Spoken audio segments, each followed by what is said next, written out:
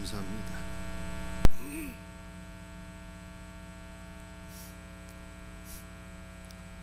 우리가 지난주에는 아이 사무엘이 어렸을 때 세마포 에봇을 입고 성전 안에서 여호와를 섬겼다라고 하는 것을 살펴보았어요. 이 세마포 에봇은 이렇게 생겼죠. 여러분들이 가정에서 주방일 할 때 앞치마 두르지 않습니까? 이 앞치마처럼 생긴 것이 에봇이에요. 에봇. 근데 대장 이 에봇은 주 예수 그리스도로 우리가 옷을 입는 것을 상징하는 것입니다. 그런데 대지상의 에봇을 보게 되면 이 가슴에 판결 흉패가 붙어 있는 것을 보게 돼요. 이 대지상의 이 판결 흉패에는 12개의 보석이 달려 있는데 이 12개의 보석은 이스라엘 12지파를 가리키는 것입니다. 우리 대지상은 예수님을 의미하는 것이죠. 우리 예수님께서 12개의 보석을 품에 품으시고 하늘 성전으로 올라가셨기 때문에 저와 여러분이 구원을 받게 되는 것입니다. 이 12개의 보석은 바로 우리를 가리키는 것 아니겠습니까? 그러므로 우리는 우리의 노력이나 공로에 의해서 구원을 받는 것이 아니라 예수님께서 우리를 품고 하늘 성전으로 올라가셨기 때문에 구원받았다라고 하는 것을 믿으셔야 되는 것입니다. 여러분들, 사도 베드로는 우리를 가리켜서 너희는 왕같은 제사장이라 이렇게 말씀했어요. 그러므로 우리는 예수 그리스도로 옷을 입고 12개의 보석을 가슴에 품고 이 영혼들을 위해서 하나님 앞에 중보 기도하는 자가 되어야 하는 것입니다. 우리가 품어야 될 영혼들은 누구입니까? 우리 부모들은 가정에서 자녀들을 품고 기도해야 되는 것이고요. 셀원들은 셀 리더는 셀원들을 품고 기도해야 되는 것이고, 우리 모든 성도는 하나님께서 우리에게 맡겨주신 세상의 불신 영혼 한 명이라도 품고 기도해야 될 것을 믿으시기를 바랍니다. 여러분들, 우리가 품고 기도하는 영혼들은 다 어떻게 되는 것입니까? 이 12개의 보석을 요한계시록 21장 말씀과 연결해서 살펴보게 되면 요한계시록 21장에는 거룩한 새 예루살렘 성전이 기록되어 있는데 이 새 예루살렘에는 12개의 기초석이 있어요. 그런데 이 12개의 기초석이 12개의 보석으로 치장된 것을 말씀하고 있습니다.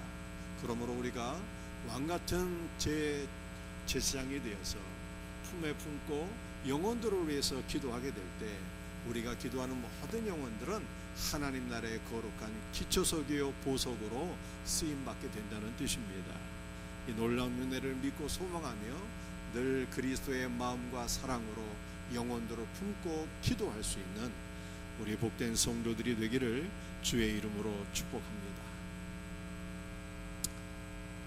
사무엘상 3장 말씀을 보게 되면 어린 아이 사무엘은 에봇을 입고 하나님의 성전에서 섬기다가 하나님의 말씀을 듣게 되죠. 사무엘아 사무엘아 부르시는 주의 음성을 듣게 됩니다. 이 당시 대지상 엘리는 영적으로 둔감하고 연약해져서 주의 음성을 듣지 못했는데 어린아이 사무엘은 하나님의 말씀을 들었다는 것입니다. 여러분들, 누가 하나님 앞에 쓰임받게 되는 것입니까? 하나님의 말씀을 듣는 자가 은혜와 생명과 복을 받게 되고 주 앞에 쓰임을 받게 되는 것입니다. 그러므로 우리는 날마다 주님의 말씀을 듣는 자가 되셔야 하는 것입니다. 여러분들, 우리는 언제 주의 말씀을 들을 수가 있습니까? 매주일 선포되는 말씀을 통해서 주님의 말씀을 들으셔야 되는 것입니다. 우리는 선포되는 말씀이 인간의 말로 들려지게 되면은 그 사람 구원받지 못하는 거예요. 선포되어지는 말씀이 나에게 주시는 그리스도의 말씀으로 들려지고 이 말씀을 아멘으로 받아 먹게 될 때 우리는 믿음의 사람이 되고 그 사람이 구원받게 될 것을 믿으시기를 바랍니다.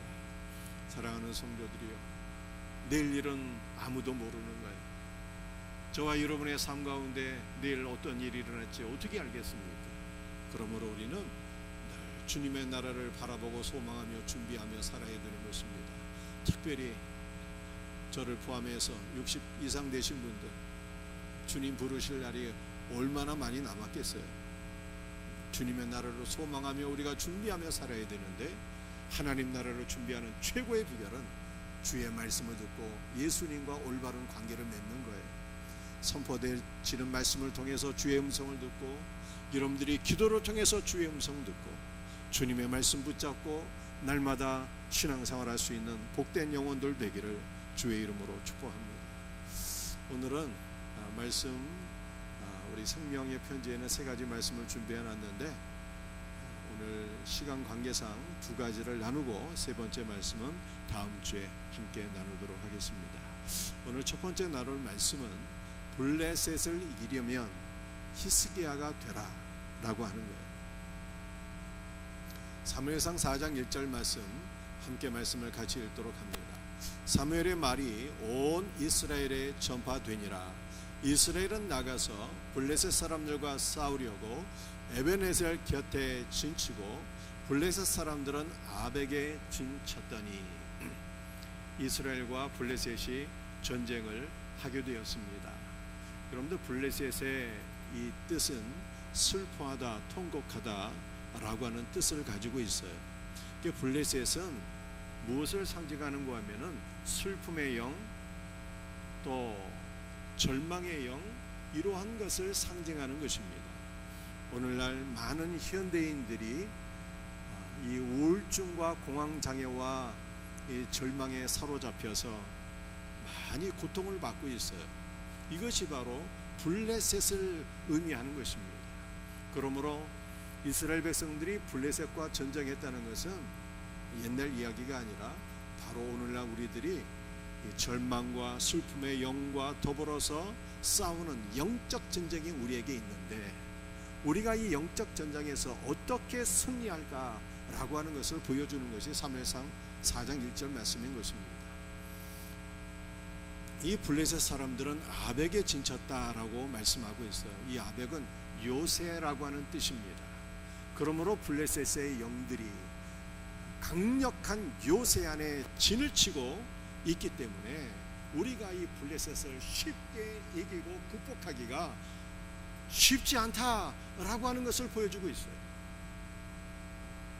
심지어는 예수 믿는 사람들 가운데서도 이 슬픔과 우울의 영에 사로잡혀서 고통당하는 분들이 적지 아니하니, 이 블레셋의 영들을 우리가 극복하고 물리치는 것은 정말 어렵다라고 하는 것을 우리들에게 보여주고 있는 것입니다. 그렇다면 우리는 이 블레셋의 영들을 어떻게 물리치고 승리할 수가 있을까요?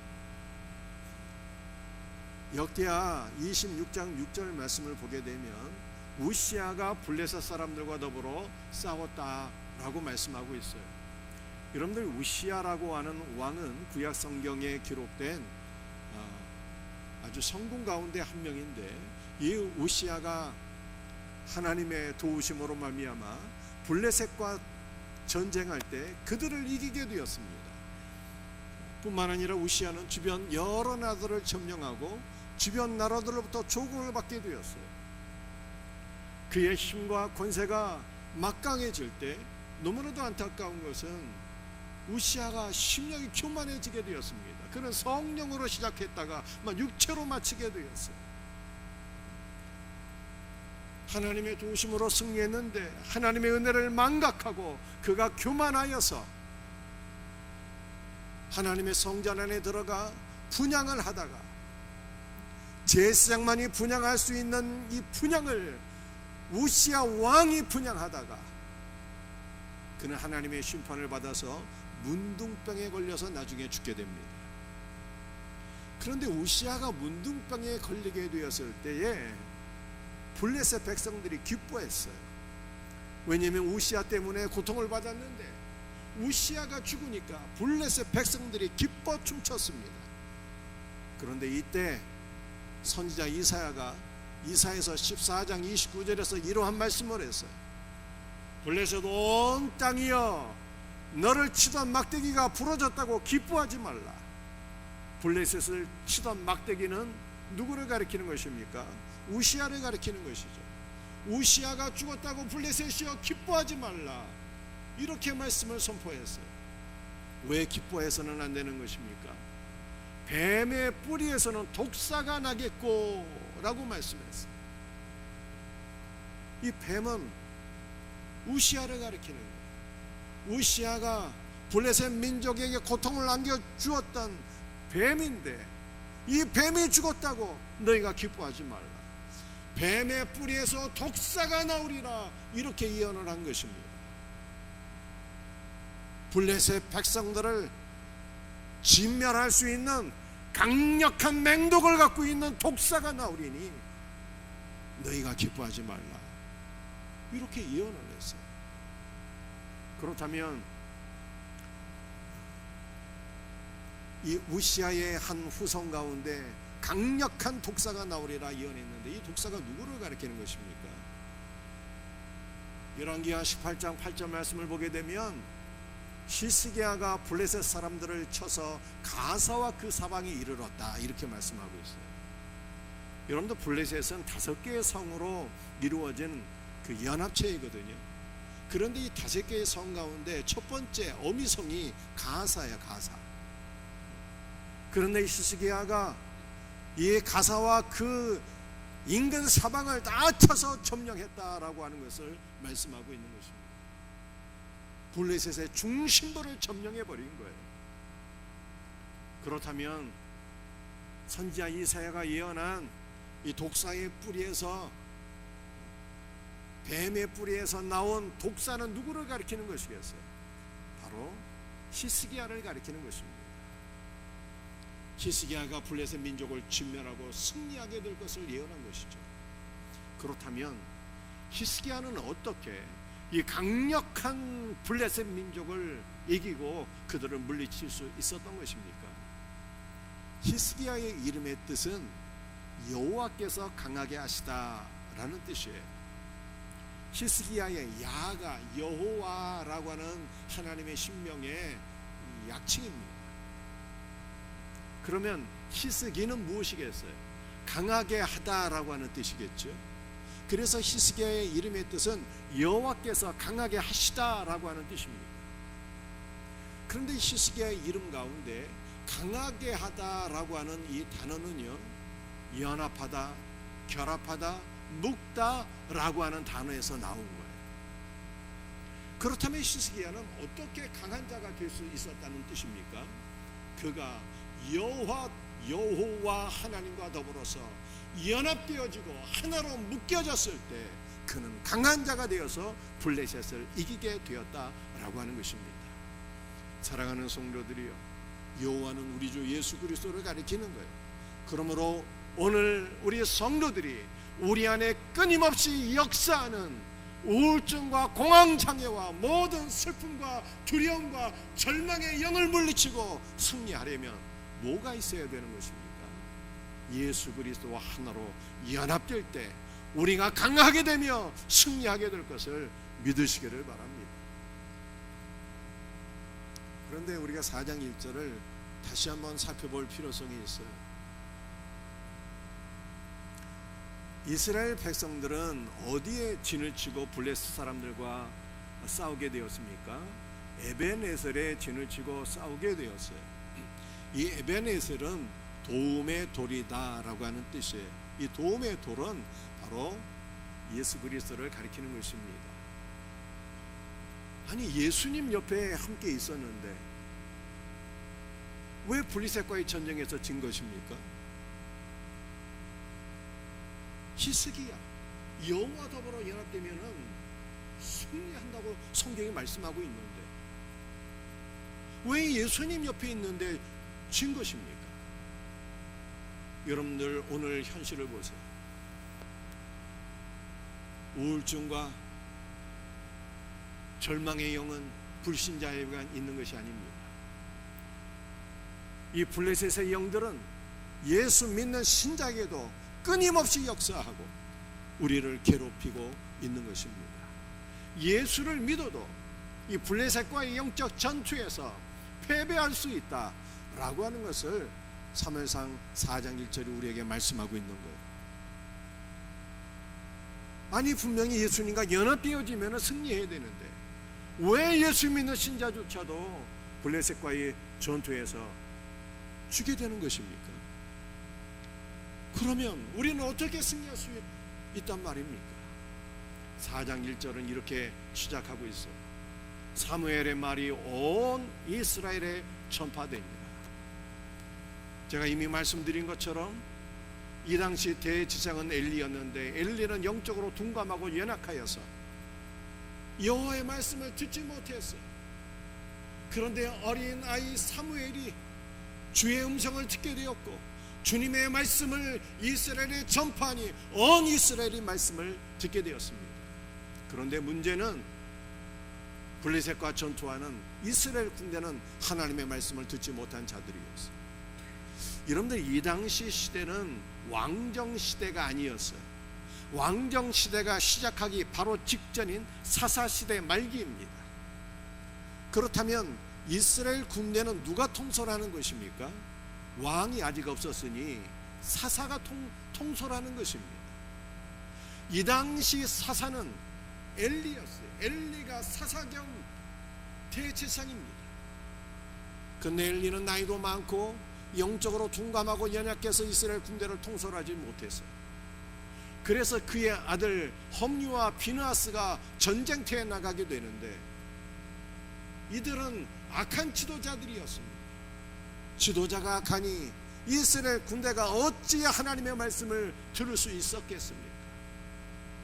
하나님의 말씀을 듣지 못한 이스라엘 백성들은 블레셋과의 영적 전투에서 패배하게 된 것을 말씀하고 있는 것입니다.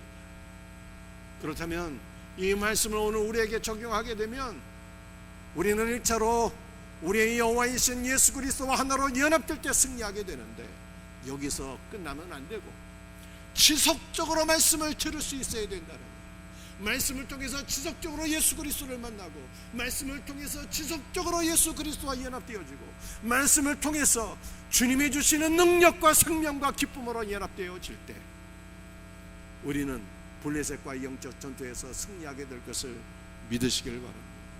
사랑하는 성도들이여, 선포되어지는 말씀을 통해서 주의 음성을 들어야 돼요. 여러분들이 성경을 읽을 때 주님의 음성을 들을 수 있어야 됩니다. 기도할 때 주님의 말씀을 들을 수 있어야 되는 거예요. 주님의 말씀 가운데 승리할 수 있는 복된 성도들이 되기를 예수님의 이름으로 축복합니다. 오늘 두 번째 나눌 말씀, 블레셋을 이기려면 모형이 아닌 실제이신 그리스도의 임재를 경험하라 입니다. 3절과 4절 말씀 함께 같이 읽어보겠습니다. 이스라엘 장로들이 이르되 여호와께서 어찌하여 우리에게 오늘 블레셋 사람들 앞에 패하게 하셨는고? 여호와의 언약궤를 실로에서 우리에게로 가져다가 우리 중에 있게 하여 그것으로 우리를 우리 원수들의 손에서 구원하게 하자 하니, 이에 백성이 실로의 사람을 보내어 구럽 사이에 계신 만군의 여호와의 언약궤를 거기서 가져왔고, 이스라엘 군대는 블레셋과의 전쟁에서 패하게 되었어요. 첫 번째 전투에서 죽은 자의 숫자가 4,000명이었습니다. 전투에서 패배한 이스라엘은 자, 우리가 이제 블레셋과의 전쟁에서 어떻게 승리할 수 있을까를 고민했습니다. 그들이 선택한 승리의 방법은 무엇입니까? 실로에 있는 여호와의 언약궤를 이 전쟁터로 옮겨오자. 여호와의 언약궤가 있으면 우리가 승리할 것이다, 이렇게 생각을 하게 되었어요. 그런데 이러한 생각은 참된 믿음의 선택이 아니었어요. 이스라엘 군대가 전쟁에서 패배한 것은 말씀을 듣지 않았기 때문입니다. 그들이 말씀이신 예수님 안에 거하지 않았기 때문입니다. 그렇다면 이스라엘 군대는 마땅히 자기 자신을 돌이켜보고 하나님 앞에 회개하며 하나님과의 관계를 바르게 가져야 전쟁에서 승리할 터인데, 하나님과 자신들의 관계를 점검하지 않고 무조건 언약궤만 있으면 승리할 것으로 생각했으니 이것은 올바른 믿음의 생각이 아니었어요. 사무엘상 4장 5절 말씀 한번 읽어보겠습니다. 여호와의 언약궤가 진영에 들어올 때에 온 이스라엘이 큰 소리로 외치며 땅이 울린지라. 여호와의 언약궤를 실로에서 전쟁터로 옮겨오게 되었습니다. 이제 여호와의 언약궤가 우리에게 왔으니 우리는 이길 것이다. 승리의 확신을 가지고 함성을 지르게 되었어요. 그 함성이 어찌나 컸던지 땅이 진동할 지경이었습니다. 그런데 결과는 어떻게 되었습니까? 10절 말씀을 보게 되면 두 번째 블레셋과의 전쟁에서 승리한 것이 아니라 더 큰 패배를 당하게 되었어요. 첫 번째 전투에서는 4,000명이 죽었는데 두 번째 전투에서는 보병 3만 명이 죽게 되었다 라고 말씀한 것입니다. 왜 이러한 결과가 오게 된 것입니까? 이스라엘 백성들은 눈에 보이지 아니하는 하나님, 그분을 믿고 의지해야 되는데 눈에 보이는 언약궤를 의지한 것이 실패였다라고 성경이 말씀하고 있는 것입니다. 언약궤는 분명히 성물입니다. 우리 주 예수 그리스도를 상징하는 성물이에요. 그렇다면 이스라엘 백성들은 그 언약궤를 통해서 예수 그리스도를 바라보고 예수 그리스도를 의지하고 예수 그리스도와 함께 나갔어야 되는데 주님을 바라보지 아니하고 언약궤 자체만 붙들고 있었던 것이 그들의 실패의 원인이었다. 예수님께서 함께 하시지 않는다면 언약궤는 무엇에 불과한 것입니까? 나무 상자에 불과한 거예요. 금으로 덮여진 나무 상자에 불과한 이 언약궤를 붙잡고 의지하다가 이스라엘은 패배하게 되었다라고 성경이 말씀하고 있는 것입니다. 예레미야 17장 5절이 이렇게 말씀하고 있어요.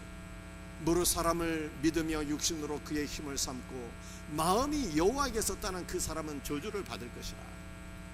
마음이 여호와에게서 떠난 자가 저주를 받을 것이라 라고 말씀하고 있습니다.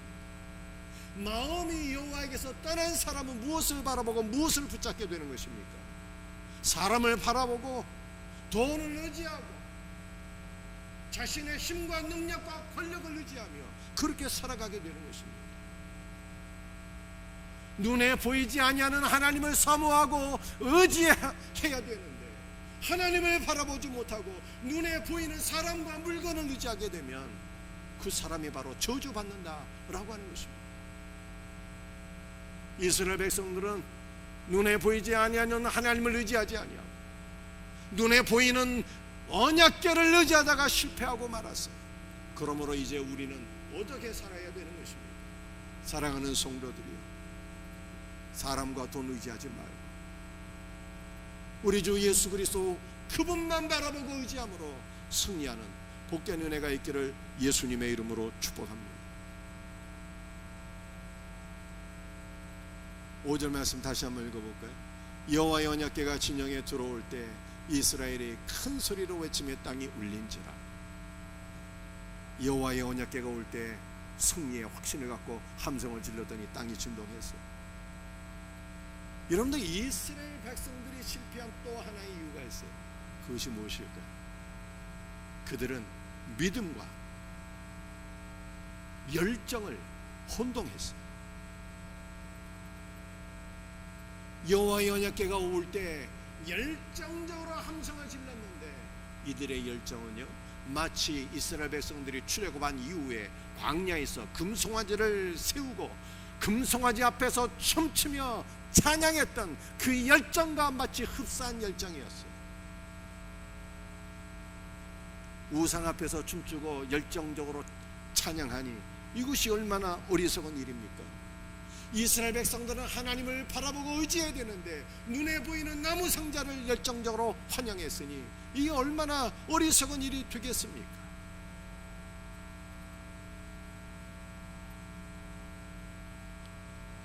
잘못된 믿음은 꼭 열정을 동반하더라고요. 너무 안타깝죠. 참 믿음이 열정이 있어야 되는데 오히려 참 믿음은 열정이 없고 거짓 믿음이 열정을 가질 때가 너무나도 많이 있어요. 여러분들 이단들이 그렇지 않습니까? 진리를 잃어버렸는데 비진리에 빠진 자들이 그들의 이단 교조를 위해서 얼마나 열정적으로 자신의 몸을 불태우는지. 이단만큼 열정적으로 신앙생활하는 사람들이 어디 있겠습니까? 그런데 진리가 없는 상태에서 비진리에 빠져서 열정적으로 신앙생활하는 것보다 더 무서운 일이 없는 거예요. 열정적으로 지옥을 향해서 다른 박질하고 있으니 그 마지막은 사망인 것이죠.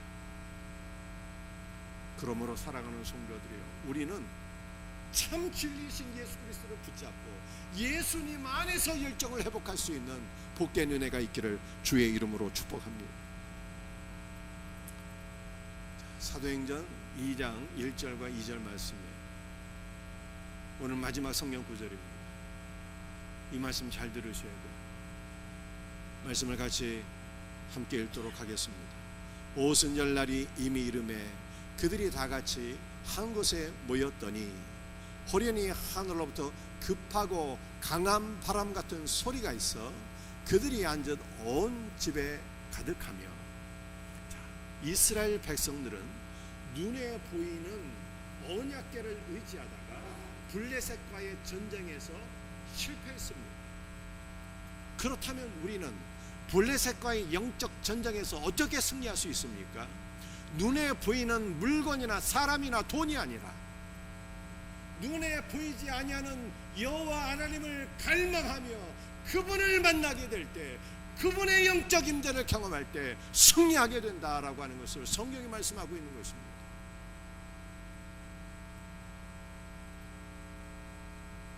그렇다면 우리는 살아계신 하나님, 그분의 영적 임재를 어떻게 누릴 수가 있습니까? 세 가지를 기억하셔야 돼요. 초대교회의 성도들은 오순절 날이 이를 때까지 다 같이 한 곳에 모였다, 이렇게 말씀하고 있어요. 초대교회 성도들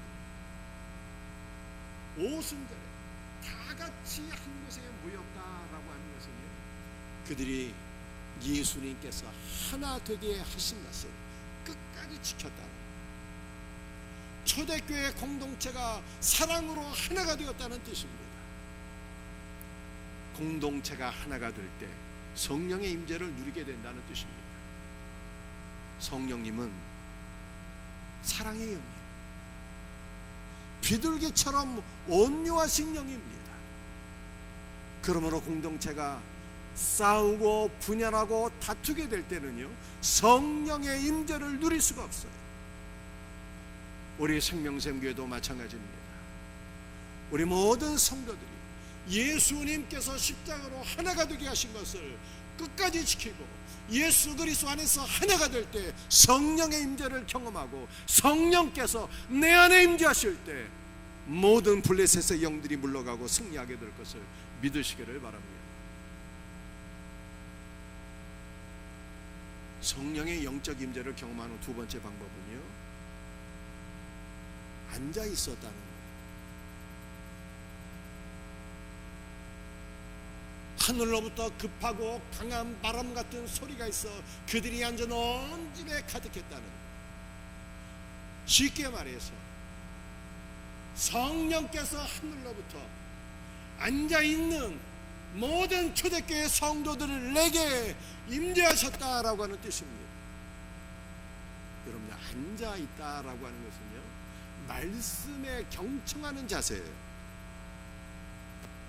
성경에서 앉아있다라고 하는 것은 말씀을 듣는 자세를 의미하는 것입니다. 마리아는 예수님의 발치에 앉아서 주님의 말씀을 경청하게 되었을 때 큰 은혜를 받아서 자신의 향유갑을 깨어 예수님의 몸에 붓고 그리스도의 장례를 예비했다라고 성경이 말씀하고 있습니다. 말씀을 들었던 마리아가 큰 은혜를 받고 주님께 헌신한 거예요. 베드로는 성령의 인도를 따라서 이방인 백부장 고넬료의 집에 방문하여서 예수 그리스도의 죽으심과 부활을 선포하게 되었습니다. 천하 만민이 예수 그리스도의 죽으심과 부활을 통해서 죄 사함을 받는다라고 하는 복음을 증거하게 되었을 때 그 말씀을 듣던 고넬료의 모든 가족들이 다 성령으로 충만한 은혜를 받게 되었습니다. 여러분, 오늘 우리도 마찬가지입니다. 성령께서는요, 말씀이 선포되는 곳에 임재하시는 거예요. 성령의 역사는 언제나 말씀과 함께하는 것입니다. 그러므로 우리는 말씀을 들어야 돼요. 말씀이 영이요 생명인 것입니다. 그리스도의 말씀을 들을 때 성령께서 임재하시고, 성령께서 임재하시면 그리스도의 말씀이 검이 되고 불이 되고 능력이 되고 생명이 되고 기쁨이 되는 거예요. 이 놀라운 은혜가 우리 모두에게 있기를 주의 이름으로 축복합니다. 세 번째, 여러분들, 우리는 사람이 아니라 눈에 보이지 않는 하나님의 임재를 경험할 때 영적 전쟁의 승리자가 되는데, 어떻게 성령의 임재를 경험할 수가 있습니까? 바로 기도하는 것입니다. 모든 성도들이 모여서 주님의 약속의 말씀을 붙잡고 성령을 갈망하며 기도하는 것입니다. 기도하며 성령 충만하게 돼요. 성령 충만하면 우리의 기도가 살아있는 기도가 됩니다. 의미 없는 단어의 반복, 나열이 아니라 성령께서 우리에게 임재하시면 우리의 영혼을 하나님의 임재 앞에 쏟아붓게 되고, 우리의 영혼을 하나님의 임재 앞에 쏟아붓게 될 때 하늘의 은혜와 능력과 기쁨이 샘솟던 우리의 영혼에 넘치게 되는 것입니다. 하늘의 은혜와 생명과 기쁨이 우리의 영혼 안에 충만하게 넘치게 되는데, 슬픔이 지금 우리 안에 발디딜 틈이 어디 있겠어요?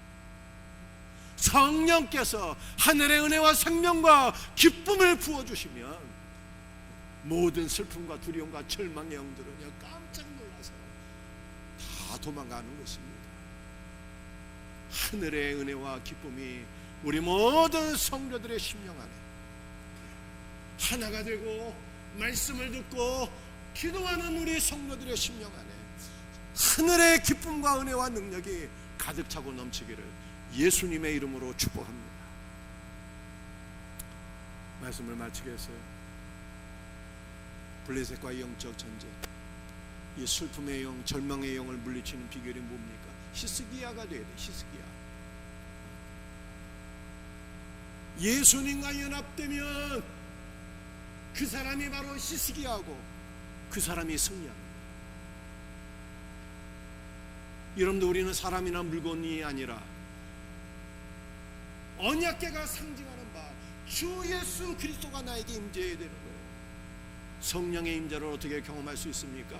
하나가 되어야 되고, 말씀을 경청해야 되고, 그리고 기도해야 되는 거예요. 이 놀라운 은혜가 우리 모두에게 있기를 예수님의 이름으로 축복합니다.